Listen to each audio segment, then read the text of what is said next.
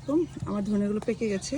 আমি গতকালকে বৃষ্টি ছিল তাই আর তুলতে পারিনি, তো আজকে তুলে নিচ্ছি।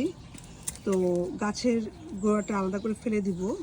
তো আজকে আমাকে হেল্প করছে আমার হাজব্যান্ড। তো কালকে আসলে বৃষ্টিও ছিল, কেউ হেল্প করার মতোও ছিল না। তো আলহামদুলিল্লাহ দেখেন বিচি পেকে গেছে। অনেকে ভাববে যে এরকম গোল্ডেন কালার হয়ে গেলেই কিন্তু ধনিয়া উপযুক্ত হয়ে যায়, আর এগুলো টু মাছ পেকে গেছে।